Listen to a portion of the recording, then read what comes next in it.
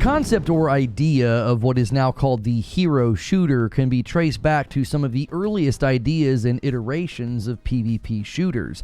In the late 90s, a mod for the video game Quake emerged, and it was called Team Fortress. And then later, Team Fortress 2 would launch as a very successful game that landed not just on PC, but also the Xbox and the PlayStation consoles. Now, neither of these games would be classified as hero shooters, but their framework and influence is undeniable, especially when Overwatch officially launched in 2016. Direct influences from Team Fortress could be seen, especially in the game mode Payload. But the evolution of this subgenre went beyond just having classes like scouts, soldiers, and snipers like you saw in Team Fortress. There were now heroes, and they had personality, they had names, abilities, and they had ultimates, which could turn the tide of a game. One player could decide to maybe be a ninja, and you have a sword, and you have throwing stars, and somebody else could choose to be a thundering gorilla with a Tesla cannon. The basic premise of these games is that some heroes are built for offense, others are built for defense, and then you have support and tank roles as well. Now, one tank is not exactly the same as another, though. Their abilities are meant to help them play their role in the game, while other abilities are then meant to counter what they might be able to do. One character may be able to put down some sort of a barrier, while another character is designed to destroy barriers. And this concept grew in popularity with Overwatch and even started growing and showing up in other places. Apex Legends brought the idea of heroes with abilities to the Battle Royale genre at a time when everybody was sort of trying to make a successful Battle Royale. Respawn is certainly known for their tight shooting within the FPS world with games like Titanfall 1 and 2, but the heroes are largely attributed with why Apex Legends was able to get a foothold in a very saturated and competitive market of very big BRs. Then Riot brought the hero influence to the tactical shooter genre that had largely been dominated by CSGO for years, and Valorant has seemingly found success with their blend of heroes with abilities and a, tight economy-based tactical shooter where the time to kill feels almost instantaneous. Even recently, Marvel Rivals has shown up, with its sights seemingly firmly set on the Overwatch community, as many people have said the games look eerily similar. And some have even argued that X-Defiant has characters that are a bit of a blend of class as well as hero. No matter how you shake it, the influence of Team Fortress with its classes, it's still a shadow that looms large as more and more PvP shooters are attempting to reinvent the wheel. Which brings us to the latest trailer from PlayStation developer Firewalk Studios and their game Concord. It debuted in 2023 with a cinematic trailer during the PlayStation Showcase and is slated for release in 2024. But its recent gameplay debut at the PlayStation State of Play has me saying, this is a huge risk. The cinematic trailer brought a comedic Mod Squad type vibe that many people compared to Guardians of the Galaxy. But once the gameplay got going, it was hard not to see direct influences from games like Overwatch, which has many gamers sort of shrugging their shoulders, while others are more directly being critical. Now, every weekday here on Reforge Gaming, I tell you what I think about a gaming topic, and then we go into a live stream where I want to hear what you think. So, if you like this kind of content, hit the subscribe button. And in this video, I'm going to start out just considering how many shooters and games in this genre are already there and what that means when you look at Battle Royale and the gold rush that happened there with so many failed games. Now, secondly, I want to look at Marathon. This is another live service game coming from PlayStation, and recent news about that game and its change of leadership and direction has me concerned about both Marathon as well as Concord. Lastly, I'll give you my conclusion about this. More than seeing this as a big risk, I see it impacting other games and studios aiming at live service under PlayStation. So up first, why do I think this is such a big risk? If there is one game genre that is instructive in what happens when everybody chases the same trend, it is Battle Royale. Listen to just a very quick list of Battle Royale games that have already come and gone. Radical Heights, Rumbleverse, Hyperscape, Ghost Recon Frontline, Spellbreak, Realm Royale, Fallout 76 Nuclear Winter, The Culling 2, and The Darwin Project. As you can see, some of those are attached to very large and established franchises like Fallout and Ghost Recon, and most of those were just off the top of my head. I did pull a few of those from lists of dead Battle Royale games. The point is, when everyone is chasing the same trend, there's only so many players, so most of those games will fade and die, while only a few are left standing. And this just isn't about with the limited amount of players that there are out there. It becomes more difficult to stand out once you have a few game leaders. Realm Royale, for example, it was very different than Fortnite, but the art style was extremely similar, and many quickly dismissed it as a cheap copycat. Now, that's not the only reason that it died, but I remember that being a common piece of feedback about that game in particular. So it's hard to stand out when you chase a trend because you almost inevitably signal that you are sort of like the other popular game. It's kind of by accident, or maybe sometimes it's on purpose. And Concord does this in a variety of ways.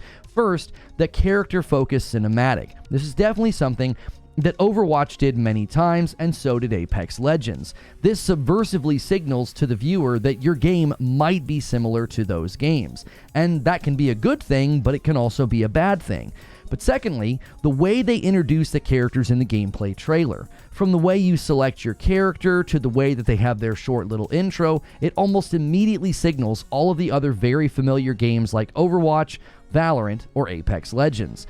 And then the gameplay starts. Not surprising if you pay close attention, the level design and the character abilities, they're very similar to Destiny. And that's because 3 of the developers who left Bungie at the same time back in 2019, well, they all landed at this studio and on this project. And the shooting, it looks tight, and it's seemingly heavily influenced by Destiny, especially when they're using some of the hand cannons, but overall the gameplay looks good. It's sort of a blend of Destiny and Overwatch, with a heavier emphasis on gunplay, accented by really big and bombastic abilities. And all of this makes many, myself included, sort of ask the question, why bother making this game? Just how much can a game stand out that seemingly is borrowing from other existing games? Apex Legends pulled this off because they brought heroes to a genre that was begging for innovation. Valorant, in similar fashion, they brought heroes to a genre that hadn't changed all that much in over a decade. But what exactly is Concord bringing to the table? It's a fun 5v5 hero shooter where each team is trying to get the thing, and there's going to be a winner and there's going to be a loser. Especially when there are right now, I notice there are one-to-one animations ripped directly from Bungie's Destiny. One player skips backward to avoid an attack, and it's almost identical to the dodge of the hunter. Another character glides through the air and does an in-air dash, and then sort of flings a grenade in an almost identical fashion to the warlock. And then you have the big thundering character charging forward in a third-person perspective and slamming the ground, eerily similar to the Titan. None of this means that the game won't be fun. It actually looks like a blast.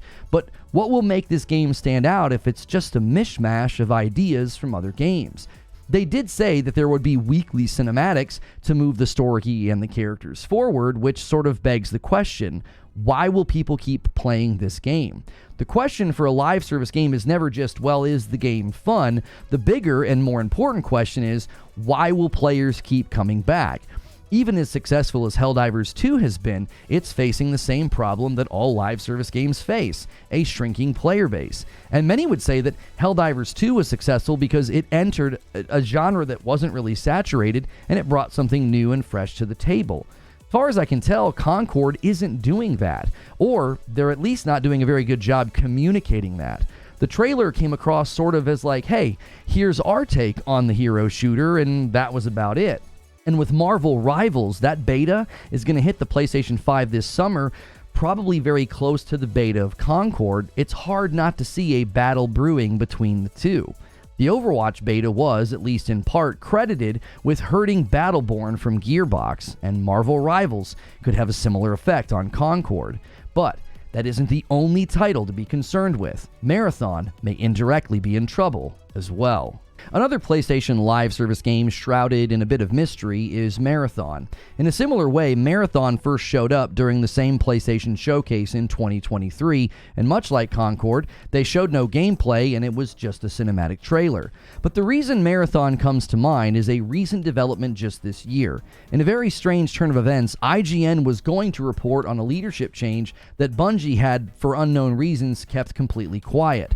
Christopher Barrett was replaced as the game's director by Joe Ziegler, and Joe was previously at Riot, and that is the studio behind Valorant. And according to the IGN article, quote, "The game's direction has shifted somewhat under Ziegler's new leadership," one source says, including moving away from custom player characters in favor of a selectable cast of heroes.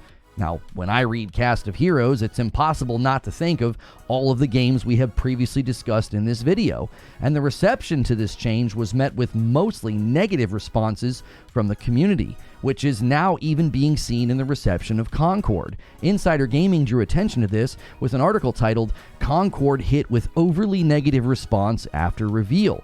And if you look at the downvotes on the gameplay trailer, it does not look very good. Now, something highlighted by the Insider Gaming article was that the cinematic trailer got everybody excited about an adventure, maybe a game you'd be playing through and looting or just playing a fun adventure game, and then this cast of characters is suddenly deflated into a 5v5 shooter. And the reason that I see this posing a problem for Marathon is twofold. First, Concord is coming first, and regardless of how well it does, it'll set the stage for Marathon to feel like maybe just another hero shooter. And secondly, there's no great scenario here for Marathon. Let's imagine that Concord surprises us all, and it's hugely successful and everybody loves it. Well, this will pose a challenge to Marathon, because how are you going to get momentum and establish a player base when many in the PlayStation community have already thrown their hat in the ring and said this is the hero shooter that we like?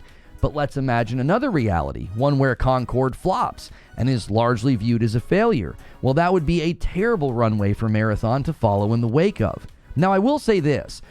Of the two games, I actually think Marathon has a stronger chance, simply because it's bringing the hero shooter to a genre that is still growing in popularity, the extraction shooter.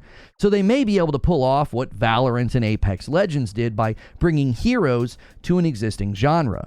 The only concern would be that there are a lot of extraction shooters also headed to the market, so Marathon could be facing sort of a double challenge of two genres that already have a lot of saturation. In any case, both Concord and Marathon could end up stepping on each other's toes. Well, that is, if either game lasts long enough on the dance floor to do so.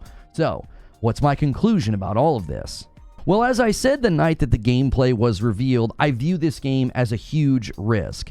I know that previously PlayStation indicated that they would be hitting a lot of different genres and a lot of different audiences with their live service games, but the hero shooter isn't exactly what I would call a prime or a ripe target, and I could even be convinced that the game had a shot with Overwatch 2 sort of falling from grace with its own community, but the negative response is very telling about where the gaming community is right now with the idea of another hero shooter. And I honestly think this puts Marathon in a really tough spot. One that could feel somewhat precarious, knowing that PlayStation is very willing to cancel games before they come to market. If Concord flops and falls flat on its face, PlayStation may conclude that Marathon is better served never seeing the light of day rather than giving it another go. Even though, as I said, bringing heroes to the extraction shooter likely has a stronger chance than what we've seen from Concord, but PlayStation may not see it that way.